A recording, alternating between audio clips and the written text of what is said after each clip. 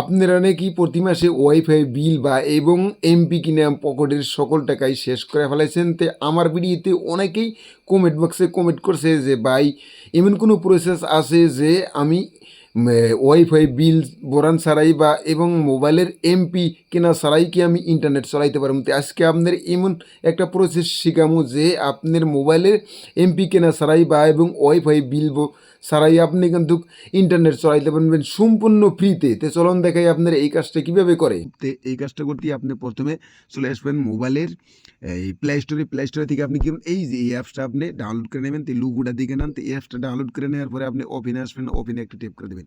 এইখান থেকে আপনি এইখানে এই যে নট কালেক্ট লেখা আছে, তো এই জায়গায় একটা টেপ করে দেবেন। তো এখানে ট্যাপ করে দেওয়ার পরে 15 সেকেন্ড সময় নেব। তো তারপরে আপনি এখান যদি পারমিশন চাই আপনি এখান থেকে আপনি পারমিশনটা অ্যালাউ করে দেবেন। এখানে টিপ মার দিয়ে আপনি অ্যালাউ করে দেবেন। অ্যালাউ করে দেওয়ার পরে এখন কিন্তু আপনার এই যে প্রসেসিং আছে, তো এইখান থেকে কিন্তু আমার কাজ শেষ। তো এইখান থেকে আমরা এখন আপনার আমার মোবাইলের আমি এমপি চেক করে দেখব যে আমার মোবাইলের এমপি আছে কি না। তো আমি কিন্তু আমার এই যে মাই জিও থেকে আমি চেক করে দেখতেছি যে আমার মোবাইল এমপি আছে কি না।